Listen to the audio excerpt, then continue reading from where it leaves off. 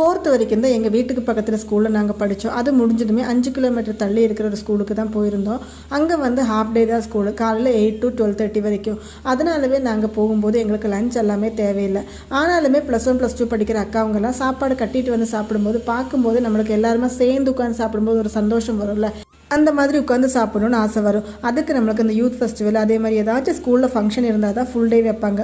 அந்த டைமில் மட்டும் நம்ம வீட்டில் அம்மா கிட்ட சொல்லியிருந்தோன்னு வச்சுக்கோங்க, பக்கத்து வீட்டில் இருந்தோ இல்லாட்டினா வீட்டுக்கு பின்னாடி இருந்தோ ஒரு இலையை எடுத்துட்டு அதை கட் பண்ணி வாட்டி அதில் அன்னைக்கு வச்சுருந்த சாப்பாடு பொரியல் எல்லாமே வச்சுட்டு கூடவே நம்மளுக்கு சம்மந்தி, தேங்காய் சம்மந்தி மஸ்ட்டுங்க, கேரளா பொதிச்சோறுனா அது கூடவே வீட்டில் முட்டை இருந்தால் மட்டும் 2 முட்டையை எடுத்து உடச்சி ஊற்றிட்டு சின்ன வெங்காயம் பச்சை மிளகாலாம் போட்டுட்டு ஒரு ஆம்லேட்டும் தேங்காய் எண்ணெயிலே பண்ணி கொடுப்பாங்க.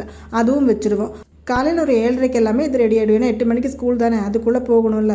அதுக்கப்புறம் 12:30 நம்ம இந்த சாப்பாடு ஓப்பன் பண்ணி பார்க்கும்போது அதுலேருந்து வர வாசனை இருக்குங்களே, அது மட்டும் போதுங்க. நம்ம ஃபுல்லாக சாப்பாடு சாப்பிட்ருவோம். அதுவும் எல்லாருமே சேர்ந்து உட்காந்து ஷேர் பண்ணி சாப்பிடும்போது அதில் கிடைக்கிற ஒரு தனி சுகம் இப்போல்லாம் எல்லாருக்குமே இருக்குமான்னு தெரியல.